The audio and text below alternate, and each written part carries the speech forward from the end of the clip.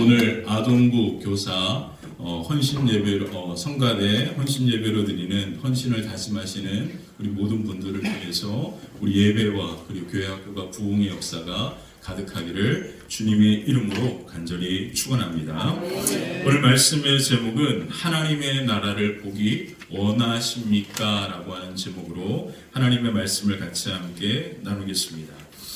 여러분들께 이렇게 다시 한번 질문하겠습니다. 하나님의 나라를 보기 원하십니까? 하나님의 나라를 보기 원한다면 우리는 반드시 거듭나야 합니다. 이것은 예수님의 말씀입니다. 요한복음 3장 3절에 보면 예수님께서 이렇게 말씀하셨습니다. 우리 같이 한번 3장 3절을 함께 읽어볼까요? 함께 읽겠습니다. 예수께서 대답하여 이르시되 진실로 진실로 내게 이르노니 아멘. 예수님은 분명히 말씀하십니다. 사람이 뭐 하지 않으면요, 거듭나지 않으면 하나님의 나라를 뭐 할 수 없다? 볼 수 없다라고 분명히 말씀하십니다. 영어 성경을 보면 어느 누구도, 이런 말이 그 의미 가운데 들어가 있습니다. 어느 누구도 거듭나지 않으면 절대로 하나님의 나라를 볼 수 없다라고 하는 강력한 의미가 이 말씀 속에 담겨져 있는 겁니다. 어떤 사람은 보고 말고가 아닙니다. 한 사람도 거듭나지 않으면 하나님의 나라를 볼 수 없다라고 예수님께서 말씀하신 겁니다. 이 말씀은 예수님께서 니고데모라고 하는 사람에게 하신 말씀입니다. 니고데모가 한밤중에 사람들의 눈을 피하여서 예수님을 만나기 위하여 찾아왔습니다. 그때 예수님은 그에게 반드시 거듭나야 한다라고 이야기하십니다. 그 이야기의 결론이 7절에 나옵니다. 우리 7절을 같이 한번 읽어볼까요? 함께 읽겠습니다. 시작. 내가 내게 아멘. 이 한글 말씀을 보면 거듭나도 되고 거듭나지 않아도 돼, 이런 의미로 이렇게 느낄 수 있는 의미를 담고 있습니다. 근데 영어 성경을 보면 반드시라고만 하는 말이 들어갑니다. 반드시 거듭나지 않으면 하나님의 나라를 볼 수도 없고 들어갈 수도 없다. 너는 이 이야기에 대하여, 이 말에 대하여 놀랍게 생각하지 말아라. 다른 말로 표현하면 이것은 하나님의 말씀, 진리다라고 하는 뜻입니다. 그래서 이 세상에 어느 누구도 반드시 거듭나지 아니하면 하나님의 나라를 뭐 할 수 없고 볼 수도 없고 들어갈 수도 없다라고 예수님은 아주 강력한 의미를 가지고 이렇게 말씀하고 있습니다. 거듭나야만 하나님의 나라를 볼 수 있고 하나님의 나라에 들어갈 수 있기 때문인 거죠. 예수님을 만난 니고데모는 예수님을 통하여서 하나님의 나라를 볼 수 있고 하나님의 나라에 들어갈 수 있는 방법에 대한 말씀을 들었습니다. 이것이 하나님께서 하늘 보좌를 버리고 이 땅에 오신 목적과 이유입니다. 바로 우리가 거듭난다라고 하는 것은 예수님께서 십자가를 지시고 그리고 부활하셨기 때문에 우리에게 찾아오는 임하는 엄청난 하나님의 은혜이기 때문에 그렇습니다. 그러므로 우리가 예수를 믿는다라고 하는 의미는 뭐냐면 바로 예수님의 십자가의 은혜가 나로 하여금 하나님의 나라를 볼 수 있게 하고 하나님의 나라에 들어가게 한다라는 뜻입니다. 그러므로 우리가 예수님을 믿는다라고 하는 것은 저 예수님 믿어요, 이렇게 입술로 고백하는 차원이 아니라 우리가 예수님을 믿기 때문에 예수님의 십자가의 은혜와 부활하심을 우리가 믿기 때문에 그것을 인정하고 고백하기 때문에 그 은혜로 말미암아 우리가 하나님의 나라를 보게 되고 우리가 하나님 나라에 들어가게 되는 놀라운 은혜와 은총이 저와 여러분 가운데 임하게 된 줄 믿습니다. 그래서 예수님은 요한복음 2장에 보면 이 이야기 앞에 이런 말씀을 하는 거예요. 예수님께서 6월절 날 예루살렘에 가셔서 성전을 깨끗하게 하신 다음에 이런 말씀을 하십니다. 요한복음 2장 21절 22절을 한번 보면 이렇게 얘기하십니다. 한번 읽어볼까요? 그러나 예수는 성전된 자기 육체를 가리켜 하신 말씀이라 죽은 자 가운데서 살아나신 후에야 제자들이 이 말씀하신 것을 기억하고 성경과 예수께서 하신 말씀을 예수님께서 성전을 헐라 내가 사흘 만에 일으킬 것이다, 세울 것이다, 다시 지을 것이다 라고 하신 이 말씀은 바로 예수님의 십자가의 그 놀라운 사건을 의미하는 거죠. 그래서 예수님께서 사흘 동안 죽은 무덤에 계시다가 부활하신 거잖아요. 그래서 제자들이 그 놀라운 역사를 경험하고 나서 이 하신 말씀을 믿게 되었다라고 성경은 말합니다. 예수님께서 이 땅에 오신 목적, 그리고 하나님께서 하늘의 보좌를 버리시고 인간의 몸을 입고 이 땅에 오신 목적과 이유는 단 하나, 바로 그 십자가의 은혜와 부활의 영광으로 말미암아 우리가 믿음으로 그 은혜와 역사를 인정하고 고백하는 순간 비로소 우리에게 하나님의 나라가 보이게 되고 하나님 나라에 들어가는 엄청난 은혜와 은총이 저와 여러분 가운데 가득하게 되는 줄 믿습니다. 그래서 예수님은요, 우리는 이 말씀을 들을 때 하나님 나라에 들어간다라고 하는 이 말을 우리가 죽은 다음에 천국에 가는 정도로만 이해하기가 쉽습니다.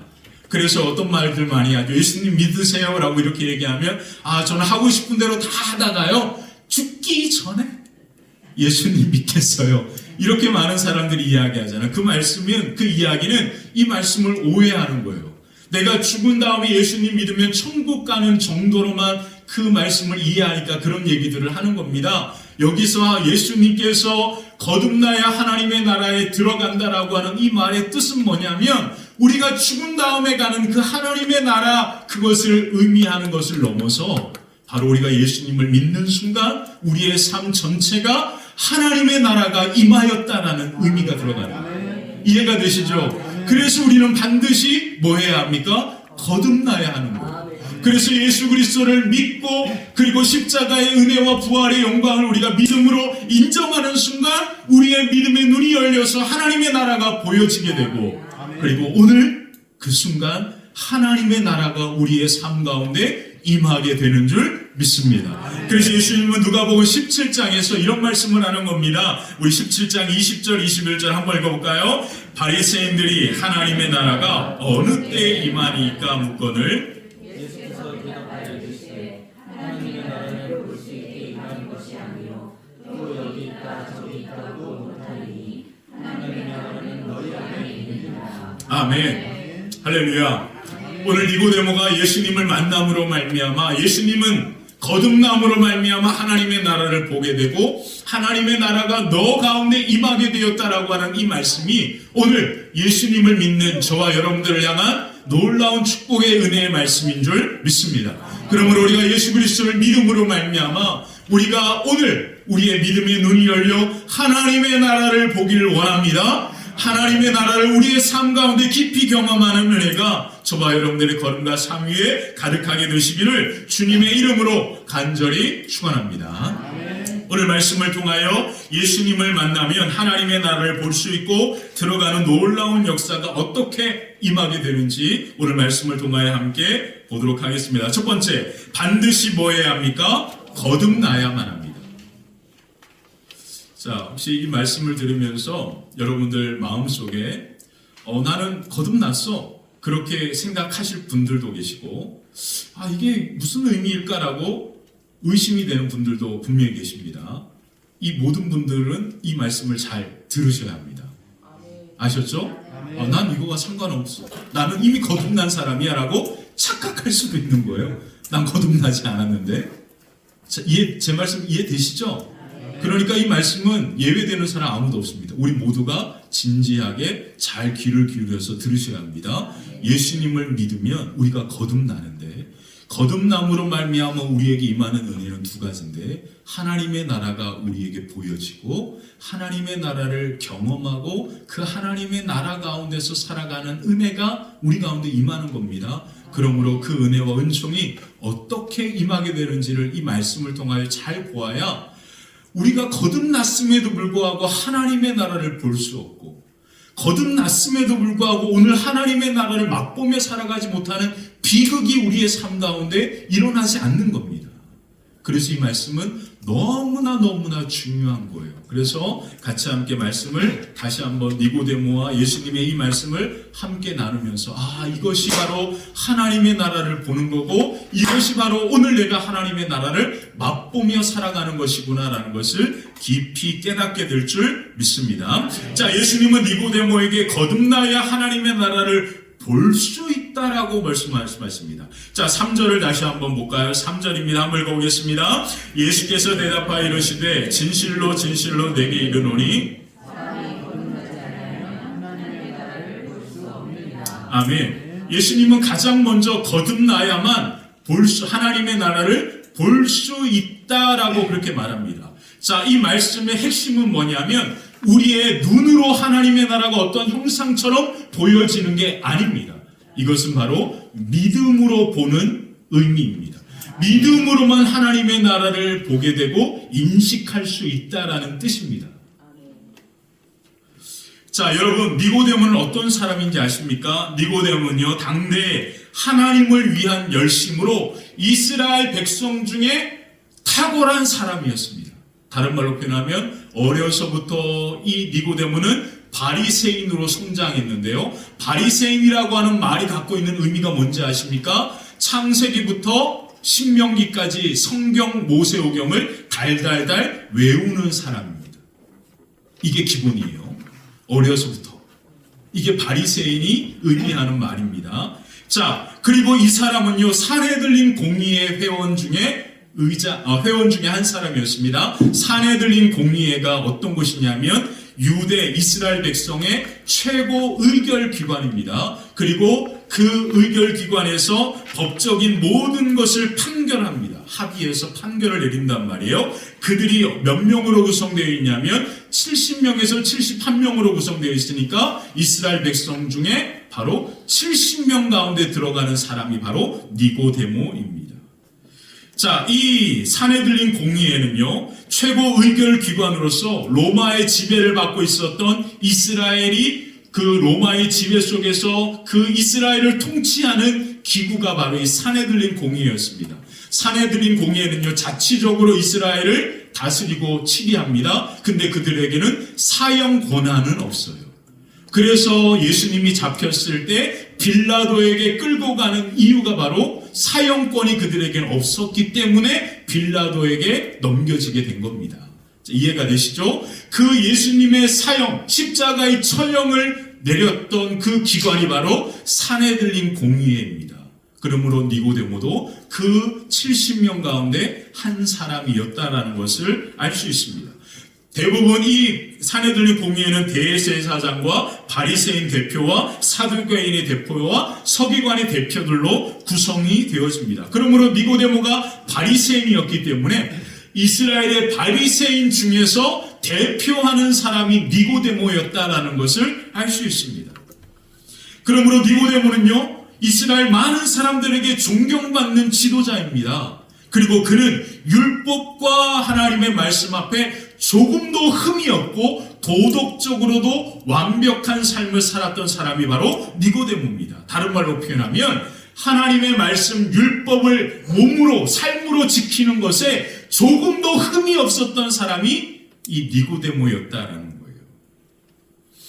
니고데모가 바로 그래서 한밤중에 사람들의 눈을 피하여 예수님을 만나기 위하여 찾아온 겁니다. 이해가 되시죠?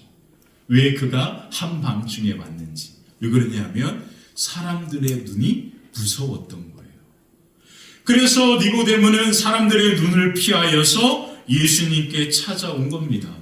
예수님께 찾아온 그의 결단과 노력은 엄청난 그러한 결단이었습니다. 그래서 니고데모가 밤중에 예수님께 찾아왔을 때 예수님은 그에게 가장 중요한 말씀을 하십니다. 니고데모야, 당신이 하나님의 나라를 볼 수 있는 것은 거듭나야만 합니다. 니고데모야, 당신이 하나님의 나라에 들어갈 수 있는 것은 거듭나야만 들어갈 수 있습니다. 그래서 오늘 이 거듭난다라고 하는 이 말씀이 예수님께서 그렇게 찾아온 니고데모에게 하신 가장 중요한 의미가 있는 말씀이 되는 거죠.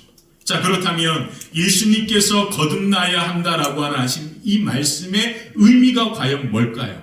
우리는 이것을 가리켜서 born again이라는 말을 사용합니다. 다른 말로 표현하면 다시 태어난다라는 뜻이겠죠.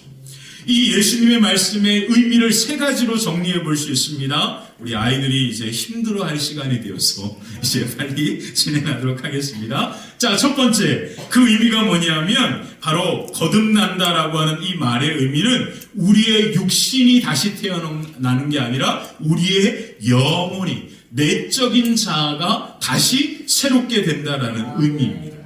아셨죠? 우리의 육체가 어떻게 변화되는 게 아니고요. 우리의 내면의 생각과 마음이, 우리의 영혼이 예수 그리스도의 십자가의 은혜로 말미암아 다시 새롭게 태어난다. 이것을 뭐라고 표현합니까? 우리가 하나님의 자녀가 되었다라는 말의 의미인 겁니다. 자, 두 번째, 거듭난다라고 하는 이 말은 뭐냐면 철저히 근본적으로라고 하는 의미가 있습니다. 다른 말로 표현하면 우리의 자아가 철저하게 변화되어진다라는 뜻입니다. 자, 세 번째입니다. 세 번째, 거듭난다라고 하는 말의 이 의미, 가장 중요한 의미인데요. 그게 뭐냐면 위로부터 하늘로부터라는 뜻이 있습니다. 다른 말로 표현하면 우리가 거듭나는 것은 내 삶의 열심과 노력이 아니라 오직 하나님의 은혜로만 거듭난다는 거예요. 자, 그러므로 니고데모가 하나님의 말씀 앞에 어려서부터 조금도 흠이 없는 열심히 살았던 그런 삶을 살았음에도 불구하고 그는 지금까지 하나님의 나라를 보지 못했고 그리고 맛보지 못했다라는 뜻입니다. 그래서 니고데모가 예수님께 찾아온 거예요. 그것을 너무나 잘하신 예수님은 그에게 그 답을 이야기합니다. 뭐라고 말씀하십니까? 내가 거듭나야 한다. 그래서 예수님은 거듭나야 함을 이야기하면서 이렇게 말씀하시는 거예요. 요한복음 3장 5절을 한번 볼까요? 3절 5절입니다. 함께 읽겠습니다. 예수께서 대답하여 이르시되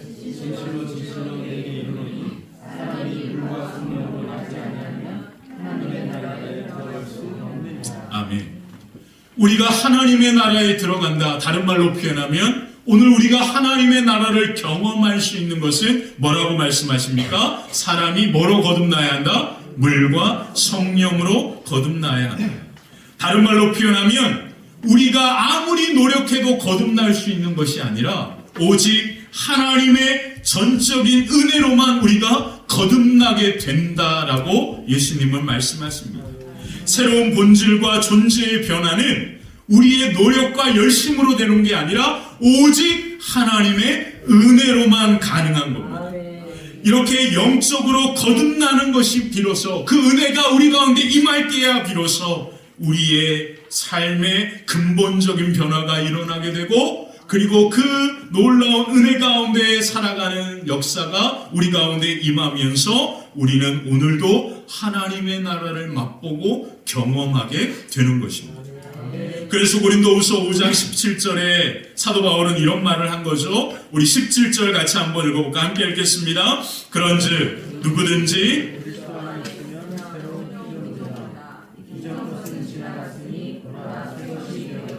자, 다시 한번 읽어볼게요. 바울이 뭐라고 이야기합니까? 한번 다시 읽어볼게요. 시작. 그런즉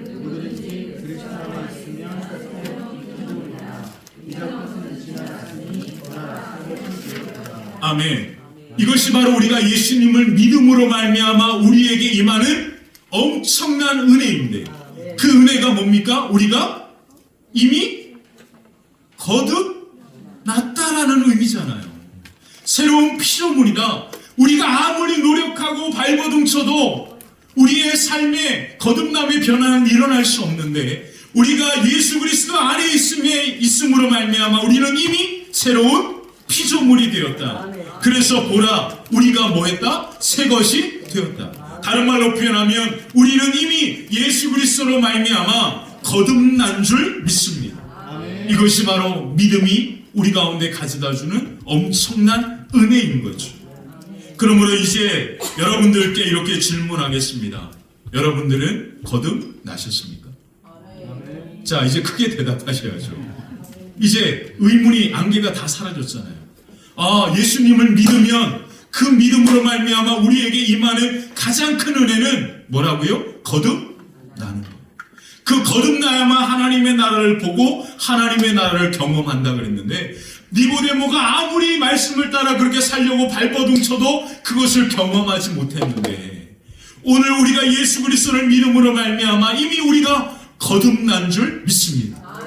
그러므로 오늘 저와 여러분들에게 하나님의 나라가 보여지는 거고요. 그리고 하나님의 나라가 이미 우리의 삶 가운데 임하여 있고, 오늘 우리는 그 하나님의 나라를 맛보며 살아가는 놀라운 은혜가 이미 우리 가운데 임하게 된 줄 믿습니다. 자, 중요합니다.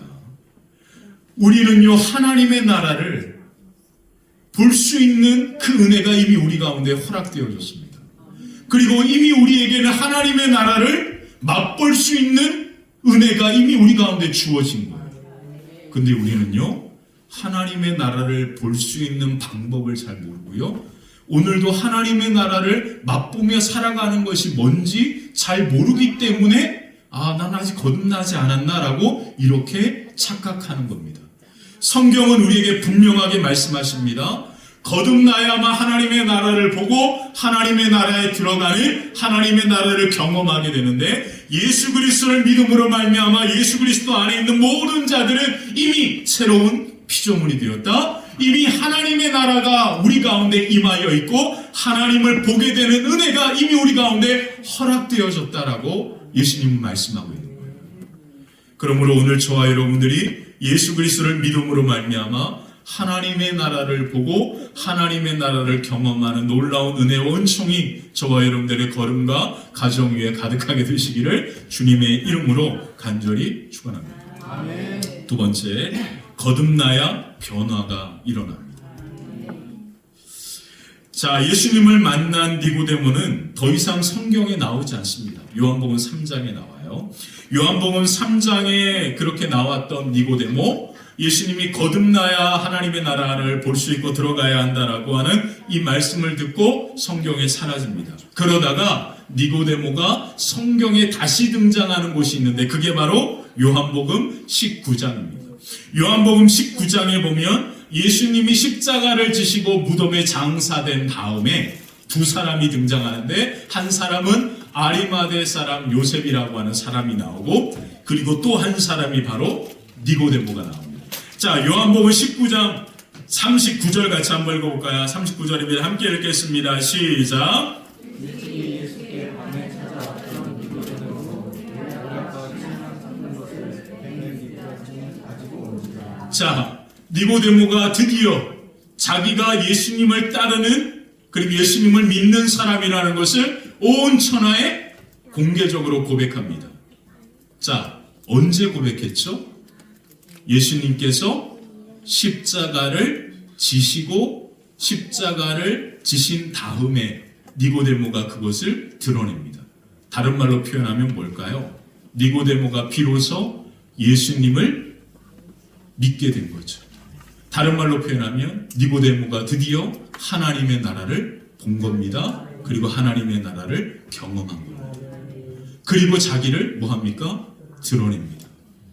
사람들의 눈을 피하여 찾아왔던 니고데모가 예수님의 십자가와 부활을 맛보고 경험하는 순간, 그것이 바로 예수님이 나를 위하여 이 땅에 오셨다라고 하는 사실을 인정하고 고백하는 순간, 예수님을 진짜로 믿게 되는 순간, 그리스도로 믿는 순간, 그는 놀라운 변화를 경험합니다. 그리고 자기가 예수님을 믿는 사람인 것을 드러낸단 말이에요. 다른 말로 표현하면 니고데모에게 변화가 일어난 겁니다. 변화의 역사가 니고데모에게 나타난 거죠. 그리고 니고데모는요, 자기가 예수 그리스도를 믿는 사람인 것을 드러내면서 그렇게 니고데모의 모습이 완전히 변화된 것을 우리는 성경을 통하여 발견하게 됩니다. 이것이 바로 거듭난 자의 모습인 거예요. 하나님의 나라를 보고요, 하나님의 나라를 경험한 사람은 그 인생의 삶이 완전히 변화됩니다. 이것이 바로 거듭남의 열매라고 하는 것이죠. 자, 그러므로 우리는요, 거듭남이라고 하는 것은 내가 노력하고 열심히 해서 되는 게 아니라 하나님의 은혜로 믿음 가운데 임하는 역사, 은혜라는 것을 니고데모는 우리에게 그대로 보여주는 겁니다. 니고데모가 예수님의 말씀을 듣고 그가 노력해서 변화된다라고 그렇게 노력했다면, 그렇게 하나님의 나라를 보고 그리고 하나님의 나라에 들어간다라고 그렇게 자기의 노력으로 이전에 살아왔던 삶처럼 그렇게 했다라고 발버둥치면서 그는 3년이라고 하는 시간을 노력했는데 그는 자기를 드러내지 못했습니다. 변화되지 못했단 말이에요. 근데 그가 예수님의 십자가를 보는 순간 예수님을 인격적으로, 예수님에 대한 믿음을, 예수님이 그리스도라고 하는 메시아라고 하는 사실을 믿음으로 고백하는 순간, 그때부터 니고데모가 하나님의 나라를 보게 되고 그리고 하나님의 나라를 경험하게 되니까 그의 삶은 완전히 바뀌어졌다라고 하는 것을 요한은 이렇게 기록해 주고 있는 겁니다. 기가 막히죠. 사랑하는 성도 여러분, 오늘 하나님의 은혜, 그 영광을 경험한 사람들은 그 인생 전체가 놀랍게 변화된다라는 사실을 오늘 니고데모는 우리에게 보여주고 있습니다. 하나님의 나라, 그 하나님의 나라를 보고 하나님의 나라를 맛보는 것, 이게 어떤 것이 있을까요? 제가 여러분들께 제 경험을 가지고 여러분들께 말씀을 드리겠습니다. 하나님의 나라를 본다라는 것은 이런 것입니다.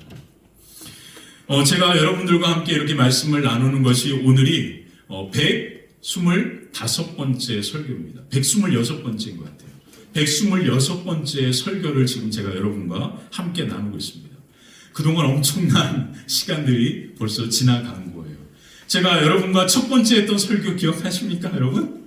기억하세요, 혹시? 잘 기억 안 나시죠? 제가 여기 화평교회 이제 유학 갔다 와서 첫 주에 제가 이제 광림교회에 다시 이렇게 돌아가지 않고 저희 집이 있는 그 앞에 있는 삼각교회 예배를 드리러 갔습니다. 삼각교회 예배를 드리고 이제 그곳에 이제 유학 갔다 와서 첫 주일을 맞이했어요. 그래서 그곳에서 이제 예배를 드리게 됐습니다. 예배를 이제 드리는데 너무 이제 그 상가 작은 교회이기 때문에 뭐 성도도 많지 않고요. 우리 교회보다 한 3분의 1 정도 되는 그런 교회니까요. 작은 교회죠. 제가 그곳에 이사 가서 처음 그 교회에 제가 간 거니까 그렇게 해서 이제 같이 예배를 드렸는데 예배 중에 막 찬양을 하는데 막 은혜가 되는 거예요. 눈물도 나고 그리고 은혜가 되고 하면서 하나님께서 과연 내 걸음을, 우리 가정을 어떻게 이끌어 가실까라고 하는 그 기대함도 있고 소망도 있고 그렇게 이제 첫 주를 보냈습니다. 그리고 나서 월요일 날 우리 담임 목사님께서 전화 주셔가지고 주일날 어떻게 예배 드렸는지 물어보시길래 그렇게 이렇게 해서 예배 드렸습니다라고 말씀드렸더니 그러면 이번 주에는 우리 화평교회에 와서 말씀을 전해주세요.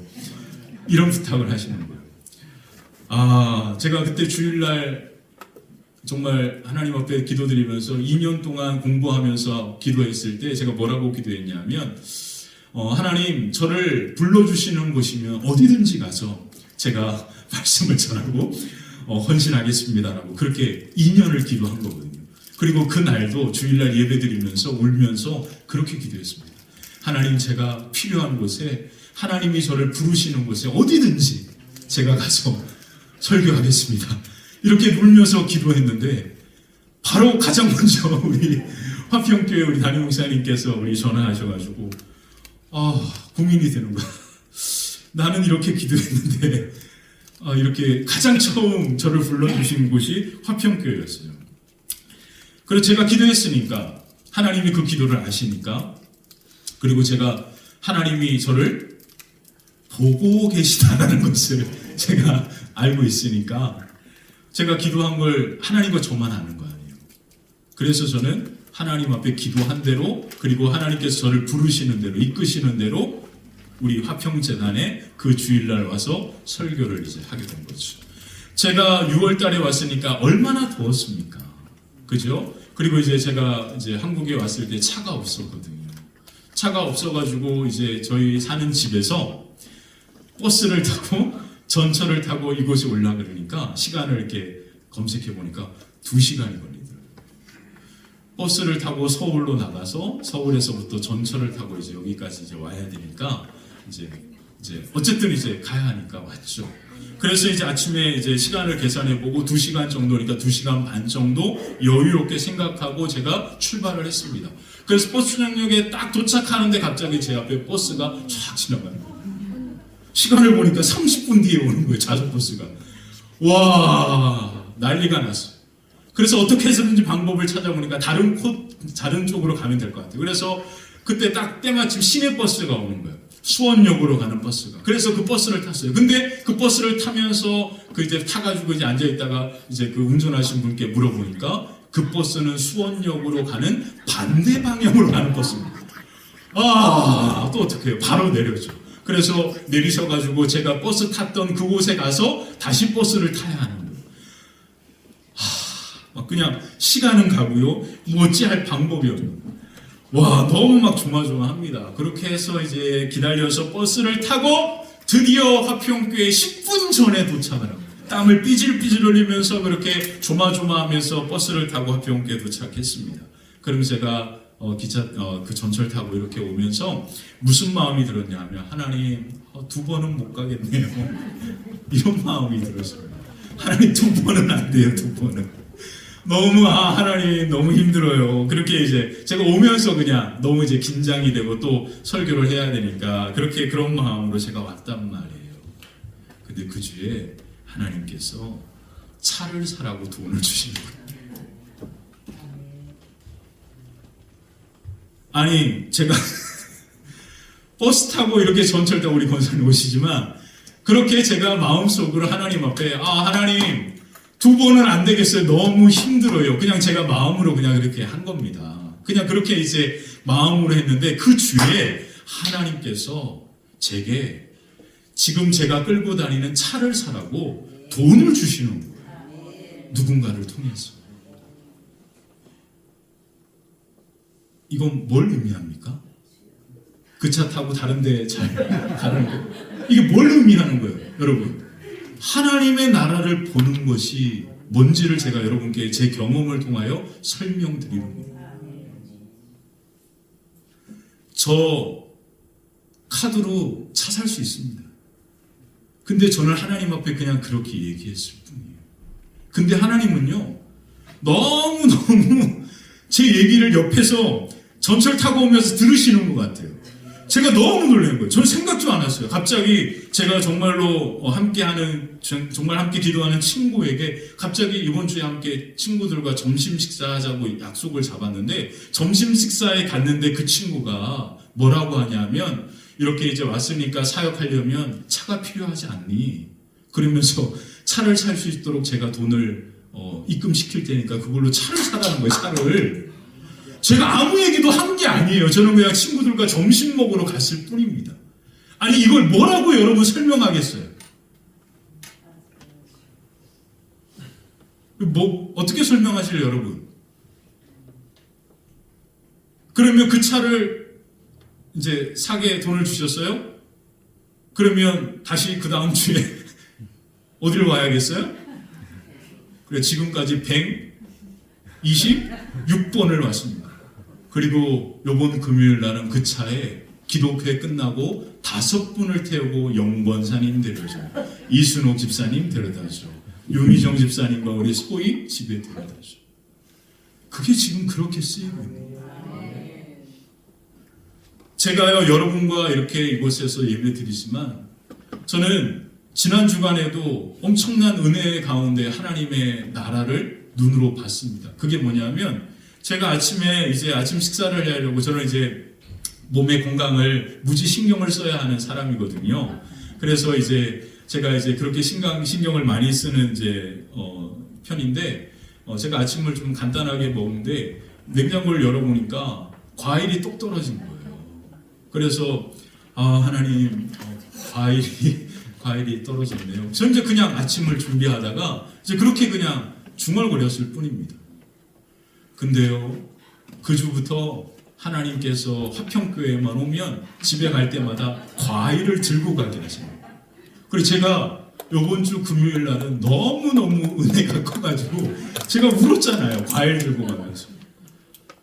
이 뭘로 설명하실래요, 여러분? 아, 목사님 그냥 슈퍼 가면 과일, 저도 카드로 사면 돼요.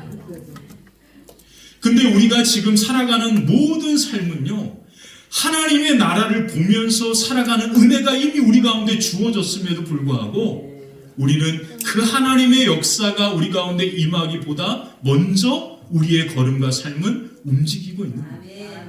그래서 그렇게 살아가니까 하나님의 나라를 볼 수 있는 은혜가 임하였음에도 불구하고 우리는 그것을 경험하지 못하며 살아가는 거예요.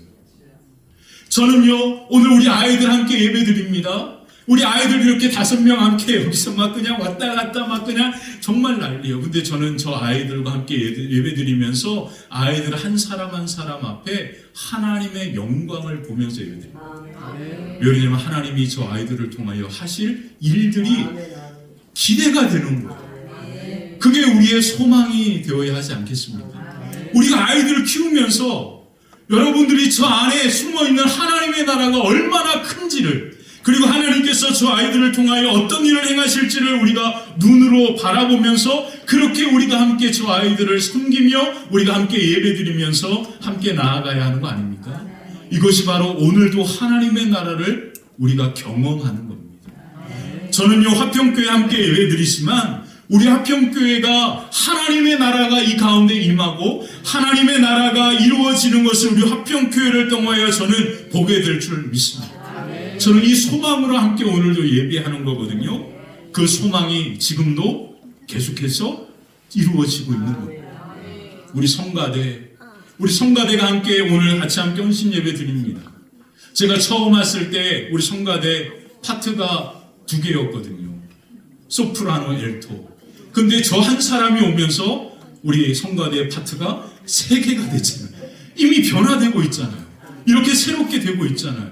더 놀라운 은혜가 우리 성가대를 통하여 우리 예배 가운데 임하게 될 줄 믿습니다. 저 처음 우리 화평교회 예배 드릴 때 아동부, 우리 아연이, 그리고 우리 호연이, 그리고 소희 3명이었습니다. 3명이 저와 함께 예배로 시작한 거예요. 근데 지금 몇 명이에요? 은혜 왔죠? 재윤이 왔죠? 그리고 1년에 한 번쯤이라도 우리 아동부 예배에 온 애들 세면 10명도 넘습니다. 이건 뭘로 설명할까요? 이미 우리 안에 하나님의 나라가 임하여 있고 이루어지고 있는 거죠. 믿으십니까? 저는요, 화평교회 오면서 한 달에 점심이 너무 행복합니다. 왜 행복하냐면 늘 우리 이순옥 집사님이 비빔밥을 해주셔서 너무 행복해요.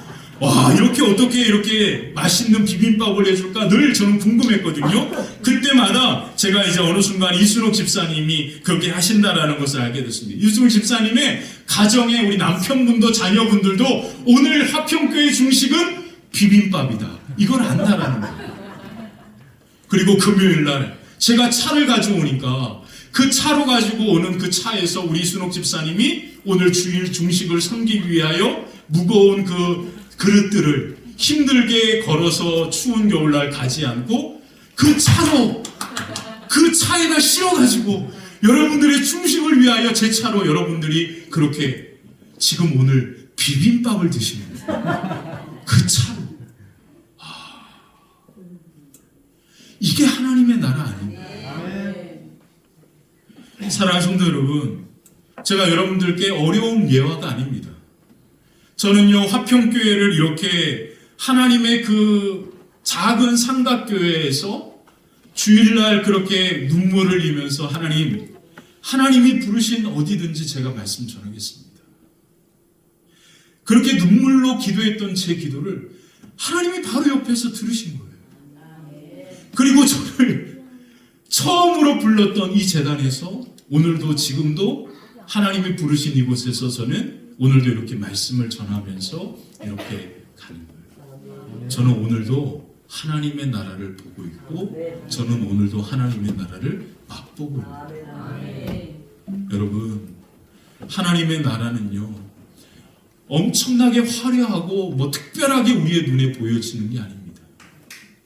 내가 하나님 앞에 내 마음을 진실되게 하나님 앞에 그대로 그냥 중얼거리기만 해도 하나님은 그것을 들으시고 하나님의 방법으로 우리의 삶에 역사하려고 준비하고 계시는데 그 문제를 내가 너무 빨리 해결하고 있는 겁니다.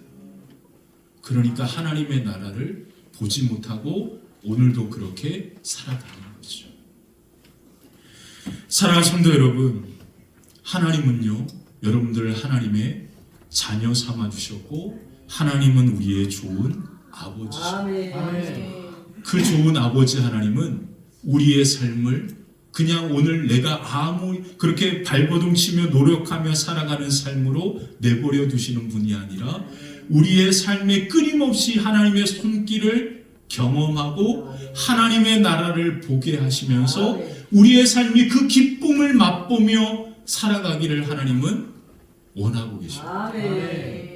여러분들이 그 은혜 가운데 살아가는 역사가 여러분 가운데 함께하기를 주님의 이름으로 축원합니다. 여러분께 한 분을 소개시켜드리고 말씀 마치겠습니다. 여러분 꼭 김형석이라고 하시는 연세대학교 철학과 교수님의 그 이야기를 한번 찾아서 꼭 들어보세요. 김형석 교수님이 어떤 분이냐면 연세대 철학과 신학대학교 교수로서 그렇게 공직에 계시다가 은퇴하셔서 지금 105세가 되셨습니다. 105세가 되신 그 어른께서 어느 이제 프로에 나와서 인터뷰하는 이야기를 들었습니다. 이 교수님께서 30 몇 살 때 연세대 교수가 되었을 때 그때 65세가 된 은퇴하시는 교수님을, 선배 교수님을 바라보면서 나는 언제 저 나이가 되지라는 생각을 했대요. 근데 이분이 65세에 은퇴하고 나니까 너무너무 젊더래요. 그러면서 이분이 뭐라고 이야기하냐면 인생의 가장 큰 황금기는 65세부터다 이런 말 하십니다. 저도 가끔 내가 나이 많이 들은 것처럼 인식하는데 저는 생각을 고쳐먹었습니다. 김미경이라고 하는 그분이 우리는 이제 120세에서 20세를 살아가게 되는데 그것을 시간으로 따지면 바로 50세는 아직 11시 정도밖에 안 됐다라는 거예요. 아직 한참이라는 거죠. 이렇게 우리의 관점을 바꾸라는 거를 이야기하는데 너무 감동이 되더라고요. 그러고 보니까 아직 내가 살아가야 할 시간이 엄청나게 많이 남았다라는 생각이 드니까 그 시간을 내가 오늘도 열심히 무엇인가를 준비하면서 그렇게 맞이해야겠다라는 마음, 태도가 바뀌더라고요. 자, 이 교수님도 마찬가지입니다. 65세가 인생의 가장 황금기라는 거예요. 그래서 65세 때부터 자기가 마음껏 무엇인가 할 수 있는 것들을 생각해 보니까 자기를 부르는 곳에 그렇게 강의를 다니면서 책도 쓰면서 그렇게 자기가 그동안 살아왔던 삶의 인생의 연륜을 가지고 그렇게 살아갔는데 너무나 풍성한 인생의 삶을 지금까지 내가 살아왔던 것보다 더 많은 인생의 삶을 살아가고 있다는 거예요. 그러면서 그 인생의 시간이 벌써 약 40년의 시간을 그렇게 살아갔다는 거예요. 그러면서 내 인생이 105세가 되었다라고 하면서 그 인생에 대한 얘기를 합니다. 이분이요, 북한 평안 어디에서 태어나셨는데 그분이 어렸을 때 태어났을 때 약하게 태어났대요. 그래서 중학교에 들어갈 때쯤 되었을 때 맨날 그렇게 쓰러지고 약하니까 어머니가 그 아들을 데리고 병원에 갔답니다. 병원에 갔더니 의사 선생님이 진찰을 한 다음에 그 아이를, 그 교수님을 밖에 내보내고 살짝 문이 열려 있는 틈으로 의사 선생님과 엄마가 나누는 대화를 듣게 된 거예요. 근데 그 의사 선생님이 그 어머니에게 뭐라고 이야기했냐면 이 아이는 선천적으로 약하게 태어났으니까 공부하는데 너무 힘들게 하지 말고 중학교, 고등학교 그렇게 갈 정도로 살지도 못하니까 그냥 이 아이는 편하게 그냥 그렇게 살도록 해주시면 좋겠다라고 의사 선생님이 엄마에게 얘기했다라는 거예요. 그래서 엄마가 울면서 그 아이의 손을 잡고 집으로 왔다라는 거예요. 그것을 그 교수님이 그때를 기억하는 거예요. 그리고 그 이야기를 그 문틈으로 자기도 들었잖아요. 그래서 이제 의사도 그를 포기했으니까 아무것도 할 수 있는 방법이 없잖아요. 그래서 부모님과 같이 함께 다니는 교회에 가서 이분이 중학교 진학을 앞두고 기도했답니다. 뭐라고 기도했는지 아세요? 하나님, 나를 살려주시면 저는 평생 동안 하나님을 위해서 다른 사람을 위해서 살겠습니다. 몇 년 살았어요? 기가 막히죠. 이게 그분의 거듭남의 사건이었다는 거예요. 그러면서 중학교가 지나고 고등학교가 지나도 죽는다라고 얘기했는데 그렇게 사는 거예요. 그러면서 하나님 앞에 그렇게 했던 그 기도대로 하나님을 위하는 것이 뭐고 사람들을 위해서 사는 게 뭔지를 그렇게 생각하면서 105년을 지금까지 살고 있다는 거예요. 그리고 그 강의를 하는 그때 뭐라고 얘기하시냐면 이번 주에 내가 양구에 가서 고등학교 1학년 학생들에게 강의를 한다라는 거예요. 105세 되는 어른. 이것이 내가 누군가를 위하여 사는 내 삶의 모습이라고 하는 거예요. 그 교회에서 기도했던 그 순간 이분의 인생은 완전히 변화된 겁니다. 그리고 그분은 날마다 하나님의 나라를 보고 하나님의 나라를 맛보면서 105년까지 사신 거예요. 사랑하는 성도 여러분, 이미 우리에게 하나님은 하나님의 나라를 보고 하나님의 나라를 맛보는 은혜를 허락하셨습니다. 이제 저와 여러분들이 그 나라와 그 하나님의 영광을 바라보면서 주의 놀라운 은혜와 영광 가운데 살아가는 놀라운 축복이 여러분들의 삶과 걸음이 되시기를 주님의 이름으로 간절히 축원합니다. 기도하겠습니다.